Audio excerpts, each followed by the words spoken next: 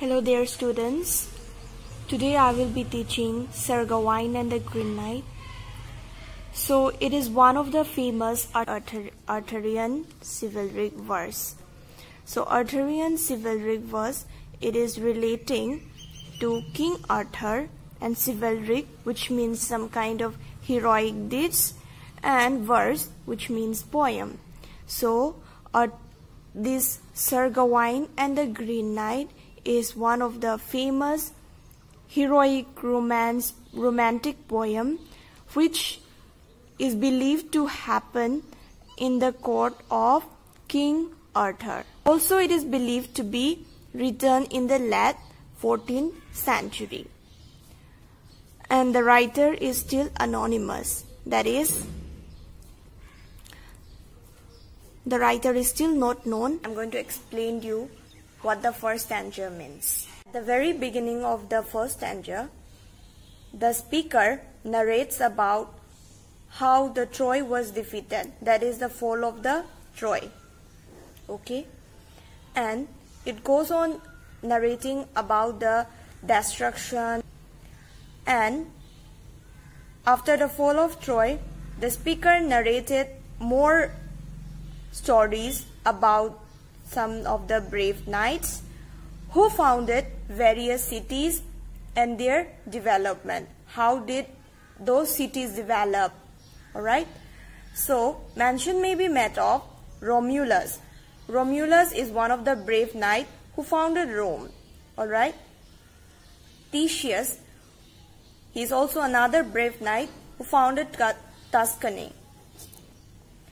And Brutus is another brave knight who founded the very famous kingdom, Britain. And in those kingdoms,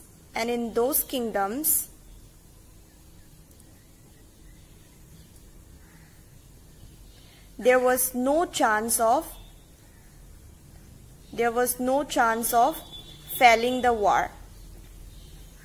There was no chance of failing the war. Those kingdoms means those kingdoms, Rome, Tuscany, Britain, those kingdoms were very brave enough that there was no chance of failing a war, or there was no chance of failing a challenge. Alright? Because of the presence of brave knights, courageous leaders, they were hard to defeat. Okay?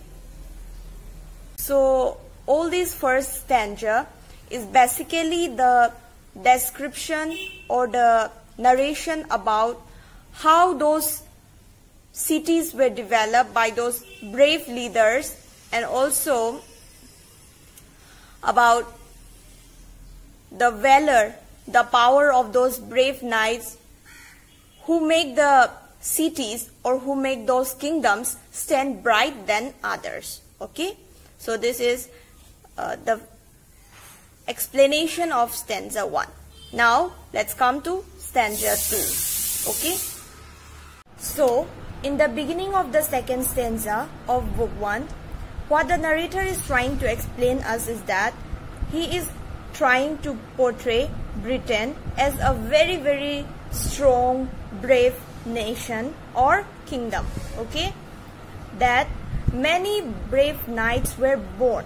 Many mighty leaders, mighty soldiers were born in this kingdom, and they were so strong enough that even though many intruders or many attackers come to destruct or come to disturb, come to destroy their kingdom, but it was a very hard task due to the valor or the bravery of those knights. Okay? And of all these great rulers, Arthur, who is this Arthur? He is going to be another important character in the poem. He is none other than King Arthur. Okay? King Arthur was the boldest king, because the narrator has already described so many brave rulers, so many brave knights. So among those great rulers and knights, okay, among those great personalities, King Arthur, he is not a knight but he is a king. Okay, he is king Arthur was the boldest king, was one of the bravest king, okay? And in his court there were many mighty knights, means many brave knights were there, many brave knights were in his court. And even though intruders try to come to destroy their kingdom, or even intruders try to interrupt their kingdom by coming a challenge or beheading the king, there was always one or the other knight to defeat those intruders.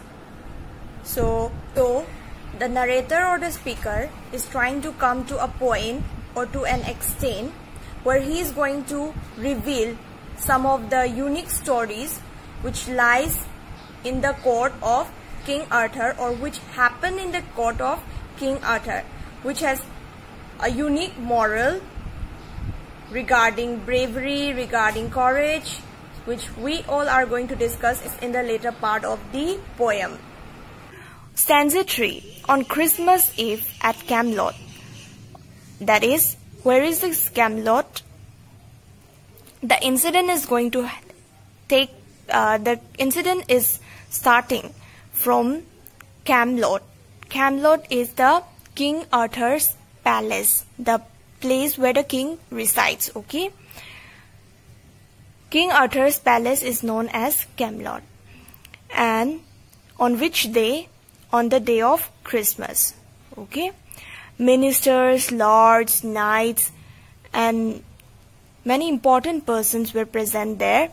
They were all enjoying, alright? They were merrymaking, they were enjoying the feast, okay?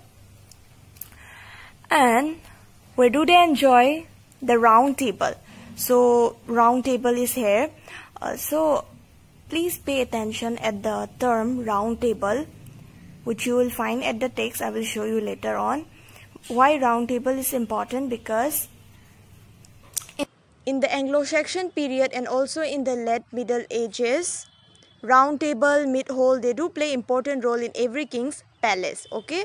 So now let us know what is this round table. Round table is a kind of table which is set at the mid-hole. And what is this mid-hole actually?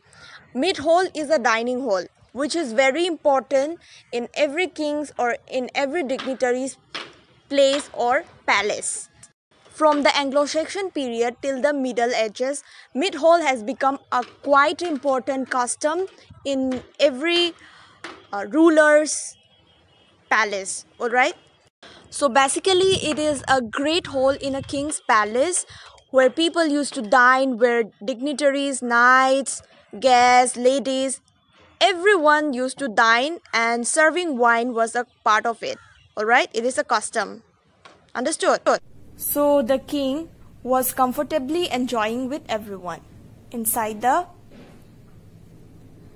mid-hall, okay? Mid-hall is not exactly mentioned, but we have to know that the place inside Camelot where they are enjoying is at mid-hall, okay?